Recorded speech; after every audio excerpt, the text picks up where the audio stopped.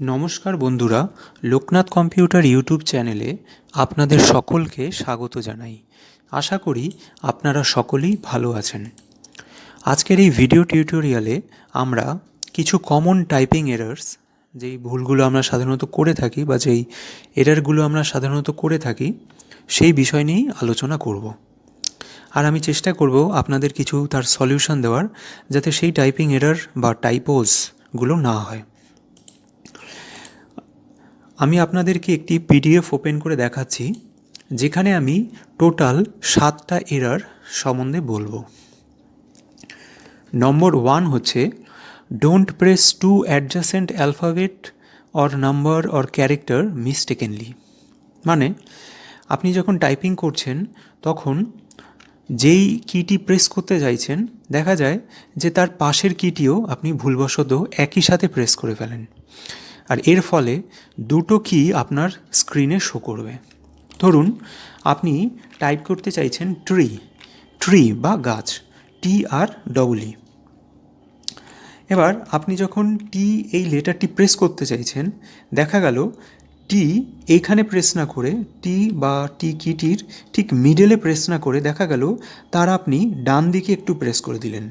এর ফলে কি হবে, টি এবং ওয়াই এই দুটো কি একসাথে প্রেস হয়ে যায়। যেহেতু আপনি প্রেসটা ঠিক কিটির মিডলে করেননি, একটু সাইডে করে দিয়েছেন, তাই পাশের কিটিও একই সাথে প্রেস পড়ে যায়। তাই আপনার স্ক্রিনে তখন শো করবে এইরকম দুটো লেটার একই সাথে। তাই এটি হচ্ছে একটি কমন টাইপিং এরার, যেটা সাধারণত সবারই হয়, কম বেশি সবারই হয়। এর ভুলটার কারণ হচ্ছে একটাই, যে কির মিডলে প্রেস না করে আমরা কির একটি সাইডে প্রেস করে ফেলি। যদি আপনি এই ভুলটিকে ঠিক করতে চান তাহলে আপনি চেষ্টা করবেন যে কির মিডলে প্রেস করা, কির সাইডে যাতে প্রেস না হয়। যদি আপনি কি মিডলে প্রেস করেন তাহলে আপনি সুন্দরভাবে TREE করতে পারবেন। কিন্তু যদি আপনি কোনো সাইডে করে ফেলেন, যেটা আমি দেখালাম, তাহলে হয়ে যাবে কি TY হয়ে যাবে। এক তো ভুল হলো, তার সাথে এটা আপনি যখন ইরেজ করতে যাবেন আপনার সময়টাও নষ্ট হয়ে যাবে। তাই এই বিষয়টা আপনি খেয়াল রাখবেন। দ্বিতীয় টাইপিং এরারটি হচ্ছে ইটস ম্যান নট AMN। আচ্ছা, আমি কেন ম্যান এবং AMN লিখলাম? কারণ হচ্ছে এক্ষেত্রে আপনি যখন টাইপ করছেন আপনি প্রথমে M, তারপরে A, লাস্টে N প্রেস করেন। কিন্তু দেখা যায় যে আমরা কখনো কখনো এই M এর আগে, M এর পরের লেটার A কে প্রেস করে ফেলি। তাই হয়ে যাচ্ছে কি, সেকেন্ড লেটারটা ফার্স্টে চলে আসে এবং ফার্স্টের লেটারটা সেকেন্ডে চলে আসে, এবং একটা মিনিংলেস ওয়ার্ড তৈরি হয়ে যায়। এই ভুলটির যে আর সমাধানটা হচ্ছে একটাই, সেটা হচ্ছে গিয়ে আপনি কনসেন্ট্রেশন নিয়ে টাইপ করুন, স্পিড বাড়াতে যাবেন না। এই ভুলটা সাধারণত হয় যখন আমরা স্পিড জোর করে বাড়াতে যাই। তার জন্য হয় কি, যে আমরা নর্মাল রিদম সেইটা ফলো করি না এবং ভুল লেটার, মানে একটা ভুল ওয়ার্ড টাইপ করে ফেলি। টাইপ হবে MAN, সেটা হয়ে যায় AMN। শুধু ম্যানই না, যে কোনো ওয়ার্ড, যেটা আমি ট্রি বললাম দেখা যাবে TREE, তো সেখানে আপনার প্রেস হয়ে গেল, ধরে চলুন TREEটা আসবে না, ধরুন ফ্ল্যাগ, FLAG ফ্ল্যাগ, দেখা যাবে F এর আগে আপনার প্রেস হয়ে গেল LF হয়ে গেল। তাহলে এই ক্ষেত্রে এটাও সেম ধরনেরই typing error. Third, use backspace. আচ্ছা, কেন আমি ব্যাকস্পেসটা বললাম? আমরা তো এতক্ষণ ধরে টাইপিং শিখছিলাম সব লেটারগুলোকে, ক্যারেক্টারগুলোকে বা নাম্বারগুলোকে নিয়ে, কিন্তু মাঝখানে একটা খুব ইম্পর্টেন্ট জিনিস আমরা ভুলে গেছি, সেটি হচ্ছে স্পেস। ধরুন দ্য কুইক, QUICK, কুইক, তারপরে দেবো কি আমরা একটা স্পেস, কিন্তু দেখা যায় কখনো কখনো আমরা একটার জায়গায় দুটো স্পেস দিয়ে ফেলি এবং তারপরে লিখে দিই BROWN, ব্রাউন, তারপর আবার ফক্স।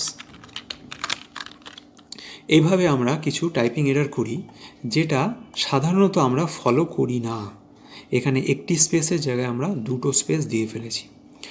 এই ধরনের যে টাইপিং এরারগুলো হয়, এগুলো আপনার চোখে তো ধরা পড়বে না, কিন্তু এগুলো অনেক বড় রকমের ভুল করে দিতে পারে। অনেক সময় হয় কি, আমি আপনাকে বলছি, বিভিন্ন আপনি কাজ করলে দেখবেন যে ধরুন আপনাকে কখনো কখনো আপনার অফিসে বিভিন্ন ক্লায়েন্টের জিমেল বা মেল অ্যাড্রেসগুলো কালেক্ট করতে হয়।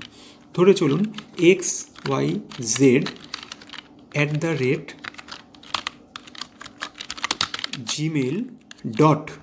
এরপরে দেখা যায় আপনি স্পেস দিয়ে ফেললেন, তারপর লিখে দিলেন কম।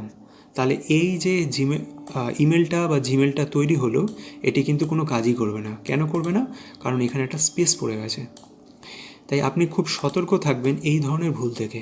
আর যখনই এই ধরনের কিছু ভুল হবে, আপনি অবশ্যই ব্যাকস্পেস ব্যবহার করুন। আমি টাচ টাইপিং শিখছি এর মানে এই না যে আমার কখনো ভুল হবে না, ভুল হতেই পারে। সেই ভুলটা হলে সেটাকে আপনার ব্যাকস্পেস ইউজ করে ঠিক করতে কিন্তু হবে। কারণ কাজের উদ্দেশ্যটা হচ্ছে যে আমার কাজটা যাতে নির্ভুল হয়। আমি খুব সুন্দরভাবে খুব স্মার্টলি টাচ টাইপিং করলাম, কিন্তু আলটিমেটলি আমার সেই কাজটা ভুল হয়ে গেল, তাহলে কিন্তু আমার টাচ টাইপিং শেখার কোনো মানেই হলো না। তাই যখন প্রয়োজন পড়বে ব্যাকস্পেসটা অবশ্যই ব্যবহার করুন।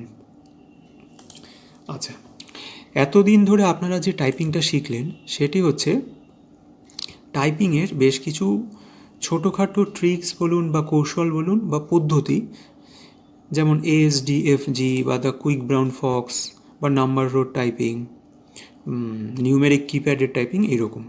কিন্তু এটা থেকে তো আপনার বেসটা তৈরি হলো, টাইপিং, টাচ টাইপিংয়ের বেস।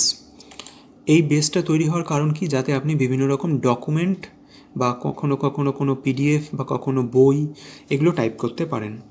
যদি সেটা সফট কপি হয়, ধরুন আপনি আপনার কম্পিউটারে টাইপ করছেন, তাহলে আপনি যেটা করতে পারেন সেটি হচ্ছে, ধরুন আমি এই PDFটাই দেখাচ্ছি, তাহলে করতে পারেন কি, PDFটি এরকমভাবে ধরবেন, ধরে সেটিকে আপনার উইন্ডোজের বাঁ দিকে নিয়ে আসুন। তাহলে চলে আসলো এক সাইডে PDF, আর ধরুন আরেক সাইডে আপনার ওয়ার্ড প্রসেসিং সফটওয়্যারটা ক্লিক করলেন, তারপর আপনি এই দিকে দেখতে থাকলেন এবং এইখানে আপনি টাইপ করতে থাকলেন কমন এরার্স। এরপর আপনি আপনার মতন করে যে এরকম দেখে দেখে টাইপ করুন, কোনো প্রবলেম নেই, কারণ এটা আপনার সেম স্ক্রিনে পড়লো। কিন্তু যখন এটি সফট কপির জায়গায় হার্ড কপি, মানে কখনো কোনো বই বা ডকুমেন্ট বা এরকম সামথিং লাইক দ্যাট, কোনো রকম নিউজ পেপার হতে পারে, এইগুলো যদি আপনি টাইপিং করেন, তখন তো সেটা আপনি স্ক্রিনে রাখতে পারছেন না, তখন কি করবেন? বলে রাখি, এই ধরনের হার্ড কপিগুলো আপনি চেষ্টা করবেন আপনার মনিটরের স্ক্রিনের পাশে, বা আপনি যদি ল্যাপটপ ইউজ করে থাকেন তাহলে ল্যাপটপের স্ক্রিনের যতটা কাছে হয় ততটাই ভালো। আপনি কখনোই আপনার সেই হার্ড কপিটি, আপনি যদি চেয়ারে বসে কাজ করেন তাহলে কোলে রেখে বা আপনার কিবোর্ডের একটা সাইডে রেখে দিলেন, আপনি একবার বইয়ের দিকে তাকাচ্ছেন, একবার স্ক্রিনের দিকে তাকাচ্ছেন, এইরকম করবেন না। প্রথমত স্ক্রিনে আপনার তাকাতেই হবে না, টাচ টাইপিং শেখার পর স্ক্রিনে তাকানোর প্রয়োজনই পড়বে না। কিন্তু যখন আপনি স্ক্রিন আর ডকুমেন্টটার মাঝখানে অনেকটা গ্যাপ দিচ্ছেন, তখন সেটার এফেক্ট আপনার টাইপিংয়ে পড়বে। তাই চেষ্টা করবেন সেই ডকুমেন্টটা আপনার মনিটরের যতটা কাছে, আমি যেটা করি আমার নিজের পার্সোনাল লাইফে, সেটা হচ্ছে কি, আমি স্ক্রিনের কাছেই রাখি, কখনো কখনো মনিটরের ওপরই একটু হেলান দিয়ে রাখি, যাতে আমার মনিটরের কাছে থাকে, আমার বারবার মাথা ঘুরিয়ে ঘুরিয়ে দেখতে না হয় যে এর পরের লাইনটা কী বা এর পরের ওয়ার্ডটা কী। তাই চেষ্টা করবেন সেটি স্ক্রিনের কাছে রাখার, এতে আপনার স্পিডও বাড়বে এবং দেখবেন আপনার ভুলভ্রান্তি অনেকটা কমই হচ্ছে এতে করে। তাই প্লেস দ্য বুক অথবা document beside the monitor. Number 5, don't sacrifice accuracy for speed. এটা টাচ টাইপিংয়ের একটি খুব ভাইটাল ফর্মুলা বলুন বা ভাইটাল রুল বলুন, বা আপনি কমন এরারও বলতে পারেন, যে আমরা স্পিডের প্রতি এতটাই মন দিয়ে ফেলি যে আমরা অ্যাকিউরেসিটাই ভুলে যাই। যখনই আপনি স্পিডে ফোকাস করবেন, দেখবেন যে যেই টাইপিংটা আপনি 1 মাস 1.5 মাস প্র্যাকটিস করে শিখলেন, সেটা আপনি নিজেই নষ্ট করে ফেলবেন। তাই কোনো দিন স্পিডে ফোকাস করবেন না, যত ফোকাস করবেন অ্যাকিউরেসি। এই যে আমি টাইপিং এরারগুলো বলছি, এই এরারগুলো 80% কেসে শুধুমাত্র আমরা স্পিড বাড়ানোর জন্যই হয়। আপনি যদি অ্যাকিউরেসিতে ফোকাস করেন তাহলে এই টাইপিং এরারগুলো আসবেই না। সেই কারণে don't sacrifice accuracy for your speed. Speed বাড়াতে যাবেন না, অ্যাকিউরেসিকে বাড়ান। Number 6, don't be arrogant. এবার আপনি বলতে পারেন যে আমি এইটা কেন লিখলাম? আমি এইটা এই কারণে লিখলাম কারণ আমার একটা পার্সোনাল লাইফের এক্সপিরিয়েন্স আছে এখানে, আমি আপনাদের সাথে এটা শেয়ার করি। আমি যখন টাচ টাইপিংটা শিখি, তো প্রথম দিকে যেটা আমি আপনাদের বলেছিলাম যে আমার একদম ফার্স্টে টাচ টাইপিং যখন শিখেছি আমার স্পিড ছিল 8 to 9 WPM। After 15 days or after 3 week এই স্পিডটা হয়ে যায় আমার মোটামুটি 20-25। আফটার 1 month এটা 30 WPM থেকে একটু বেড়ে যায়। এবার আমার যখন 30 WPM ক্রস হয়ে যায় এবং আমার মোটামুটি স্পিডটা তখন 35 অ্যারাউন্ড ছিল, এরকম একটা ছিল। তাই এবার আমি যেই ওখানে চাকরি করতাম, আমি যেই অফিসে তখন চাকরি করতাম, জব করতাম, তো সেখানে আমি এবং আমার সাথে আরেকজন কলিগই ছিলেন যারা টাচ টাইপিংটা পারতাম, আর কেউ পারতো না। এবার যেহেতু আমি টাচ টাইপিং পারছি আর আমার সাথের কলিগেরা পারছে না, তো আমার সেটা বেশ ভালো লাগতো। যদিও একটা জিনিস বলে রাখি, আমি অ্যারোগেন্ট বা আমি অহংকারী হয়ে উঠিনি। আমি পারতাম ভালো, কিন্তু আমার অ্যারোগেন্সিটা আসেনি, আমি অ্যারোগেন্ট হইনি। কিন্তু আমার মনে একটা খুশি ছিল যে আমি একটা নতুন জিনিস শিখেছি, আর 5 জনের থেকে আমি একটু অর্ডিনারি থেকে এক্সট্রা অর্ডিনারি হতে পেরেছি। কিন্তু আমার এই এক্সট্রা অর্ডিনারি মনোভাবটা একদিন ভেঙে যায়। কেন ভেঙে যায় জানেন? আমি টাচ টাইপিং শিখে যেই স্পিডে করছিলাম কাজ, আমার সাথেরই আরেকটি কলিগ, একজন মহিলা স্টাফ ছিলেন, তিনি টাচ টাইপিং পারতেন না। তিনি তার দু হাতের দুটো ইন্ডেক্স ফিঙ্গার দিয়েই টাইপিং করতেন, কিন্তু তার স্পিড আমার থেকে বেশি ছিল। মানে আশ্চর্যজনক হলেও এটাই সত্যি, আমার 35 WPM যদি থাকে, আমি জানি না কিভাবে সে করলেন, কিন্তু তার স্পিড ছিল 40 WPM। এবং সেদিন আমি একটি জিনিস শিখি যে শেখার কোনো শেষই নেই। এই জিনিসটাই আমি সেদিন শিখি, কারণ আমি অনেক দিন ধরে প্র্যাকটিস করে, মানে মোটামুটি 1.5-2 মাস কি 2.5 মাস প্র্যাকটিস করেছিলাম। যদিও আমার শেষের দিকে প্র্যাকটিসটা কন্টিনিউয়াসলি হতে পারিনি বিভিন্ন কারণবশত, কিন্তু আমি টাচ টাইপিং পারতাম। সেখানে আমার সাথে সেই মহিলা স্টাফটি টাচ টাইপিং পারতেন না, কিন্তু তিনি টাচ টাইপিং না পেরেও তার অ্যাকিউরেসি এবং স্পিড দুটোই আমার থেকে বেশি ছিল। সেদিনকে যদি আপনি বলেন যে আমি অ্যারোগেন্ট ছিলাম, হতে পারে। আপনি যদি বলেন যে আমি জাস্ট স্যাটিসফাই ছিলাম যে আমি একটা জিনিস শিখেছি, যে আমি আর 5 জনের থেকে আলাদা, এরকম একটা মেন্টালিটি আমার সে ছিল, সেটাও হতে পারে। কিন্তু সেদিন আমার ওই মেন্টালিটিটা ভেঙে যায় যে আমি টাচ টাইপিং শিখেও যে টাচ টাইপিং পারছে না, তার থেকে আমার স্পিড কম। তাই কখনো অ্যারোগেন্ট হবেন না, যে বা অ্যারোগেন্সি নেচারটা আপনার মধ্যে আনবেন না যে আপনি এক্সট্রা অর্ডিনারি কিছু। টাচ টাইপিং শিখছেন ভালো, সেটা বেনিফিট নিন, কিন্তু নিজেকে আলাদা কিছু ভাববেন না। যেদিনই আলাদা কিছু ভাববেন সেদিনই দেখা যাবে এরকম কোনো একজন, যেরকম আমার লাইফে হয়েছে, একজন মহিলা স্টাফ আমার থেকেও ভালো করছে টাচ টাইপিং না শিখে, এরকম কেউ আপনার লাইফেও আসবে এবং আপনার সেই অ্যারোগেন্সিটা সে ভেঙে দিয়ে চলে যাবে। তাই আপনি শেখার দিকে মন দিন। Number 7, the goal is to save time. আচ্ছা, এটা আমি কেন বললাম? টাচ টাইপিং আমি শিখছি কেন? কারণ যাতে আমি যেই কাজটা করছি সেটা খুব স্মার্টলি এবং খুব তাড়াতাড়ি হয়ে যায়।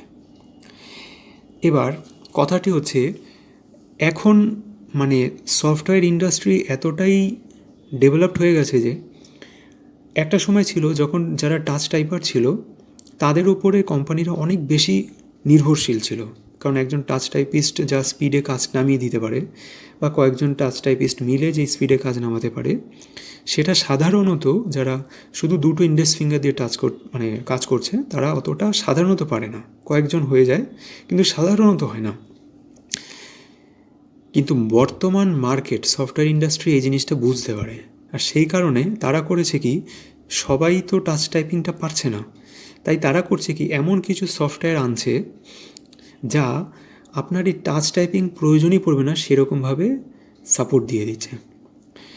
দেখা যাবে যে আপনি ইন ফিউচার টাচ টাইপিং শিখে এমন কোথাও কাজ করতে গেলেন যেখানে আপনার টাইপিং করে যেই কাজটা করছেন, আপনার সাথের কলিগ কোনো না কোনো একটি সফটওয়্যার ব্যবহার করে সেই কাজটা আরও স্পিডে করছে। আমি এক্ষেত্রে আপনাকে একটাই পরামর্শ দেব, আপনি সফটওয়্যারটি ব্যবহার করুন। টাচ টাইপিং শিখছেন, সেটা আপনার একটা এক্সট্রা হাতিয়ার হয়ে রইল, একটা অস্ত্র হয়ে রইল। আপনি যখন ইচ্ছা তখন ব্যবহার করতে পারবেন, কিন্তু আপনার ফোকাসটা হওয়া উচিত যে আমি যে কাজটা করছি সেটা যাতে বেস্ট হয়। তার জন্য যদি টাচ টাইপিং দরকার পড়ে আমি টাচ টাইপিং করব, যদি আমাকে কোনো সফটওয়্যার ইউজ করতে হয় তাহলে আমি সেই সফটওয়্যারটিই ইউজ করব। কারণ দেখুন, আপনি এত কষ্ট করে শিখলেন, শিখে আপনি একটি কাজ করতে গেলেন, দেখা গেল যে শিখলো না, সে কোনো না কোনো একটি সফটওয়্যার ব্যবহার করে আপনার থেকে ভালোভাবে কাজটি নামিয়ে আপনার বসকে আপনার আগে, যেখানে আপনি এত শিখে পরে দেরিতে দিচ্ছেন, আপনার কলিগ সেটি আরও আগে দিয়ে দিল, তাহলে বেনিফিটটা নিশ্চয়ই সেই পাবে। তাই আমি বলবো আপনাকে, আপনি টাচ টাইপিং শিখলেন, খুব ভালো বিষয়, কিন্তু প্রয়োজন পড়লে টাচ টাইপিং না করে সফটওয়্যারটি ব্যবহার করতেও দ্বিধাবোধ করবেন না। আমি জানি না আমার সাথে কতজন একমত হবেন, কিন্তু আমি নিজে ব্যক্তিগত জীবনে এরকম বহুবার এই জিনিসটা ফেস করেছি এবং আমি চাই না আপনারাও সেম প্রবলেম ফেস করুন। তাই আমি বলবো আপনি শিখে রাখুন, দরকার পড়লে ব্যবহার করুন, কিন্তু যেইখানে দেখবেন যে টাচ টাইপিংয়ের জায়গায় অন্য কিছু ব্যবহার করলে আপনার বেশি লাভ হচ্ছে, তবে সেটির দিকেই এগোন। আর নাম্বার 8, এটা এরার না, কিন্তু এটা না করলে এরার হবে, সেটা হচ্ছে প্র্যাকটিস। তাই আমি লাস্টের পয়েন্টে দিলাম প্র্যাকটিস, প্র্যাকটিস অ্যান্ড প্র্যাকটিস। আপনি যত প্র্যাকটিস করবেন আপনার টাইপিং স্পিড তত বাড়বে, আপনি প্র্যাকটিস ছেড়ে দেবেন আপনার টাইপিং স্পিড কমতে থাকবে, এটাই রিয়েলিটি। আর শুধু স্পিডই কমবে না, আপনার অ্যাকিউরেসি লেভেলটাও কমে যাবে। তাই মাঝে মধ্যেই প্র্যাকটিস করুন। দেখা গেল আপনি বেশ ভালো টাচ টাইপিস্ট হয়ে গেলেন, আপনার ধরুন আপনার 50 বা 70 WPM এসে গেল, খুব ভালো, কিন্তু আপনি 2 মাস ধরুন আপনার 70 WPM এবং 2 মাস আপনি প্র্যাকটিস করলেন না, তখন হবে কি আপনার স্পিডটা কমতে শুরু করে দেবে। এমন হতে পারে 70 থেকে আপনার স্পিড 35, মানে হাফে চলে আসলো। তাই আপনাকে আমি বলবো মাঝে মধ্যে প্র্যাকটিস করুন। প্র্যাকটিস যদি করতে থাকেন তাহলে এই সমস্যাগুলো আর হবেই না। তাহলে বন্ধুরা, এই ছিল কিছু touch typing related common errors যেগুলো আমি আপনাদেরকে বললাম। আশা করি আপনারাও এই সমস্যাগুলো ফেস করেছেন এবং এই সলিউশন যেগুলো আমি আপনাদের কাছে শেয়ার করলাম সেগুলোকে ব্যবহার করে এই সমস্যাগুলো কাটিয়ে উঠতে পারবেন। যদি আপনার আজকের টিউটোরিয়াল থেকে কোনো ডাউট থাকে বা কোনো কিছু বুঝতে সমস্যা হয়ে থাকে বা আপনার কোনো মূল্যবান মতামত থাকে, সেটি আপনি কমেন্ট বক্সে কমেন্ট করতে পারেন। নেক্সট ভিডিওতে আমি আপনাকে, মানে আপনি তো এতদিন টাচ টাইপিং প্র্যাকটিস করলেন আর আশা করি এখন আপনারা সকলেই এখন খুব ভালো টাচ টাইপিস্ট হয়ে উঠেছেন, কিন্তু কথাটা হচ্ছে আপনার স্পিডটা কত আছে সেটা নিশ্চয়ই এখন আপনি বুঝতে পারছেন না। আপনার স্পিড ঠিক কত আছে সেই জিনিসটা কী করে আপনি বুঝবেন তা নিয়েই আমি নেক্সট ভিডিওতে খুব তাড়াতাড়ি আসার চেষ্টা করছি। আপনাদের সকলের একটি সুন্দর ভবিষ্যৎ কামনা করে ভিডিওটি এখানেই সমাপ্ত করছি। আপনাদের সকলের সাথে পরবর্তী ভিডিওতে দেখা হচ্ছে।